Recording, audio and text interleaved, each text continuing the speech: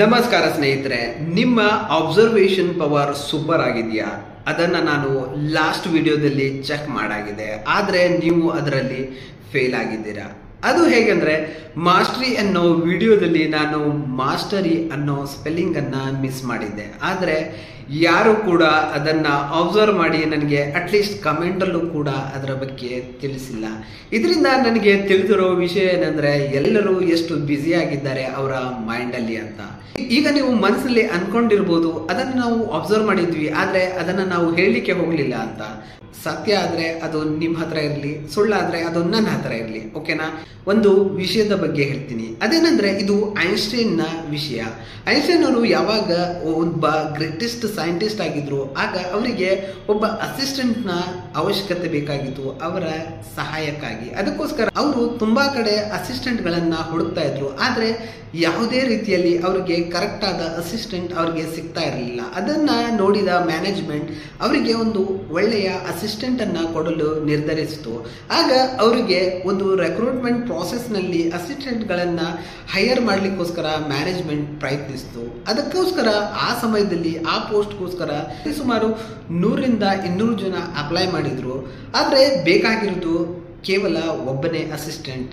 ಆದ್ರೆ ಅವರಿಗೆ ಲಾಯಕ್ಕಾಗಿರುವ ಅಸಿಸ್ಟೆಂಟ್ ಯಾರಂತ ಅರ್ಥ ಮಾಡ್ಕೊಳ್ಳೋದು ಕಷ್ಟ ಆಗ್ತಾ ಇತ್ತು. ಅದಕ್ಕೋಸ್ಕರ ಅವರು ಒಂದು ಎಕ್ಸ್ಪೆರಿಮೆಂಟ್ ಮಾಡಿದ್ರು, ಹೇಗೆ ನಾನು ಒಳ್ಳೆಯ ಅಸಿಸ್ಟೆಂಟ್ ಅನ್ನ ನಾನು ಹೈಯರ್ ಮಾಡಲಿ ಅಂತ.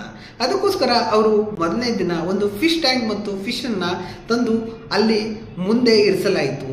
ಇದರ ಬಗ್ಗೆ ನಿಮ್ಗೆ ಮನಸ್ಸಿಗೆ ಏನ್ ಬರುತ್ತೋ ಅದರ ಬಗ್ಗೆ ಡೀಟೇಲ್ ಆಗಿ ಬರೀರಿ ಅಂತ ಅಂದ್ರು. ತುಂಬಾ ಜನ ಅದನ್ನ ಬರೀಲಿಕ್ಕೆ ಪ್ರಯತ್ನಿಸಿದ್ರು. ಮೊದಲನೇ ದಿನ ಸಕ್ಸಸ್ಫುಲ್ ಆಗಿ ಕಂಪ್ಲೀಟ್ ಆಯಿತು. 2ನೇ ದಿನ ಬರುವಷ್ಟರಲ್ಲಿ ಜನರ ಸಂಖ್ಯೆ ತುಂಬಾ ಕಡಿಮೆ ಆಗಿತ್ತು. ಯಾಕಂದ್ರೆ ಆ ಪ್ರಾಸೆಸ್ ನಲ್ಲಿ ತುಂಬಾ ಜನರಿಗೆ ಅರ್ಥವಾಗಿತ್ತು ಇದು ಯಾವ ರೀತಿಯ ಕೆಲಸವಾಗಿರುತ್ತೆ ಅಂತ. ಇದೇ ರೀತಿ ಆಲ್ಮೋಸ್ಟ್ 1 ವಾರದವರೆಗೆ ಸೇಮ್ ಪ್ರಾಸೆಸ್ ಅನ್ನ ಐನ್ಸ್ಟೈನ್ ಅವರು ಆ ರೆಕ್ರೂಟ್ಮೆಂಟ್ ಮಾಡೋ ಮೆಂಬರ್ನ ಮೇಲೆ ಮಾಡಿದ್ರು. ಆದ್ರೆ ಅವರಿಗೆ ಮೊದಲೇ ಗೊತ್ತಿತ್ತು ಯಾರು ನನ್ನ ಅಸಿಸ್ಟೆಂಟ್ ಆಗ್ಲಿಕ್ಕೆ ಲಾಯಕ್ಕಿದ್ರು ಅಂತ. ಆಲ್ಮೋಸ್ಟ್ 1 ವಾರ ಕಳೆದ ನಂತರ ಅವ್ರಿಗೂ ಕೂಡ ಅಷ್ಟು ಸಮಯವಿರಲಿಲ್ಲ ಆ ರೆಕ್ರೂಟ್ಮೆಂಟ್ ಪ್ರಾಸೆಸ್ ಅನ್ನ ಮುಂದುವರಿಸಲಿಕ್ಕೆ. ಅದಕ್ಕೋಸ್ಕರ ಒಂದ್ ಸ್ವಲ್ಪ ಆ ಟಾಸ್ಕ್ ನ ಸ್ವಲ್ಪ ಟಫ್ ಮಾಡಿದ್ರು. ಈಗ ಅವರು ಆ ಅಕ್ವೇರಿಯಂ ನಲ್ಲಿರೋ ಫಿಶ್ ನ ಬಗ್ಗೆ ಅಲ್ಲದೆ ಅದರ ಡೀಟೇಲಿಂಗ್ ನ ಬಗ್ಗೆ ಮತ್ತು ಅದರ ಡೆಪ್ತ್ ಬಗ್ಗೆ ಬರೀಲಿಕ್ಕೆ ಹೇಳಿದ್ರು. ಕೆಲವರು ಅದನ್ನ ತುಂಬಾ ಸಕ್ಸಸ್ಫುಲ್ ಆಗಿ ಮಾಡಿದ್ರು. ತುಂಬಾ ಜನ ಅಲ್ಲೇ ಕ್ವಿಟ್ ಮಾಡಿ ಹೋದ್ರು. ಈ ಪ್ರಾಸೆಸ್ ಆಲ್ಮೋಸ್ಟ್ 15 ದಿನಗಳವರೆಗೆ ನಡೀತು. ಆ ರೆಕ್ರೂಟ್ಮೆಂಟ್ ಪ್ರಾಸೆಸ್ ಅಂತ್ಯವಾಗುವಷ್ಟರಲ್ಲಿ ಕೇವಲ 2 ಇದ್ರು.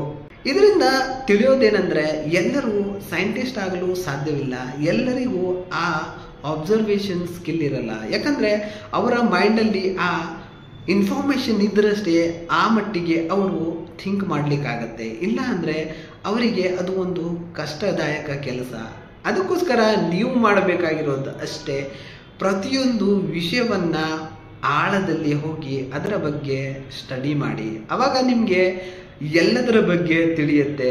ಈ ಇನ್ಫಾರ್ಮೇಶನ್ ನಿಮ್ಗೆ ವ್ಯಾಲ್ಯೂಬಲ್ ಅಂತ ಅನಿಸಿದಲ್ಲಿ ಎಲ್ಲರೊಡನೆ ಇದನ್ನ ಶೇರ್ ಮಾಡ್ಕೊಳ್ಳಿ. ನಿಮ್ಮ ವ್ಯಾಲ್ಯೂಬಲ್ ಸಮಯವನ್ನ ನನಗೆ ಕೊಟ್ಟಿರೋದಕ್ಕೆ ಧನ್ಯವಾದಗಳೊಂದಿಗೆ ಶುಭ ದಿನ.